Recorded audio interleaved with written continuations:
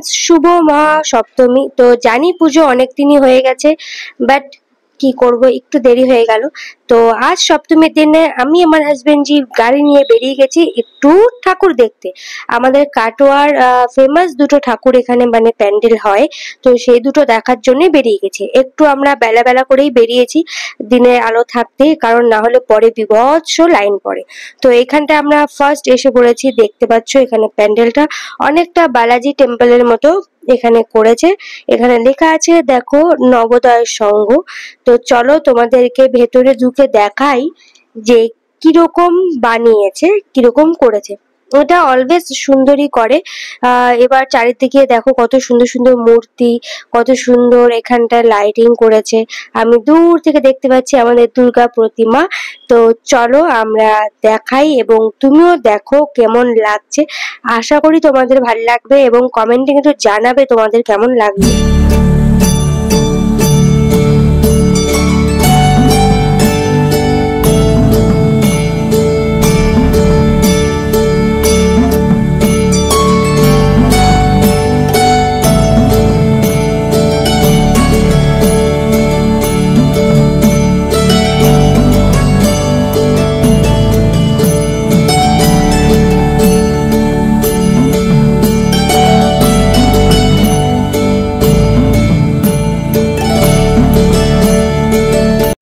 এরপর এসে পড়েছি আমরা ননগর। এটা প্রত্যেক বছর খুবই সুন্দর করে, বাট এই বছর আমার খুব একটা বেশি ভালো লাগেনি। দূর থেকে দেখে মনে হচ্ছিল বিয়ে বাড়ি প্যান্ডেল টাইপ কিছু।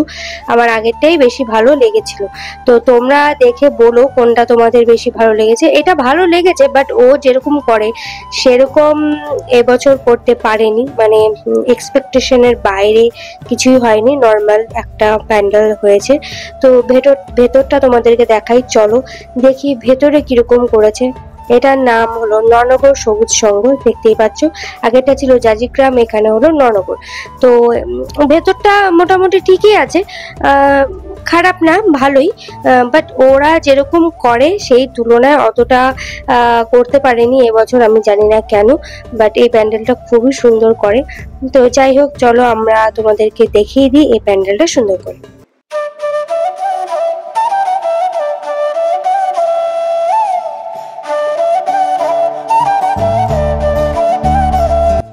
তারপর নিজেকেও একটু দেখিয়ে নিই, চলো, এটা তো ম্যান্ডেটরি, তাই না? আমরা এসেছি ঠাকুর দেখতে। কোথায়?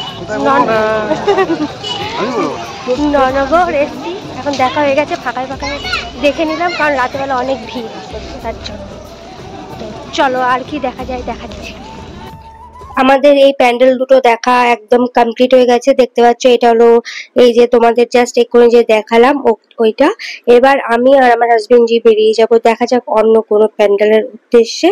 তো এখানটা খুব সুন্দর লাইটিংও করে, বাট একটু অন্ধকার হলে বেশ ভালো লাগতো দেখতে। কিন্তু তোমাদের আমরা আগেই বললাম যে আমি একটু বেলা বেলা করেই বেরিয়েছি, কারণ রাতে বেলা বিভৎস লাইন পড়ে, আর লাইন দিয়ে ঠাকুর দেখা আমার সত্যি একদম পছন্দের নয়। তার জন্য আগে আগে বেরিয়েছি। তাই তুমি কি হয়, আগে বেরোলে একটু প্যান্ডেল গুলো ফাঁকাও থাকে, তুমি মন মতো সুন্দর যত ইচ্ছে ছবি তুলতে পারো, ভিডিও করতে পারো, কেউ বাধা দেবে না। আর বিকেলের দিকে মানে সন্ধ্যের দিকে হয়ে যায়, লাইন পড়ে যায়, আর একদম ভালো হয় না। তো এই বলতে বলতে আমরা এসে পড়েছি আরেকটা আমাদের পাড়ার প্যান্ডেল, এটার নামও সবুজ সংঘ। তো কি সুন্দর করেছে দেখো দুর্গা প্রতিমাটা।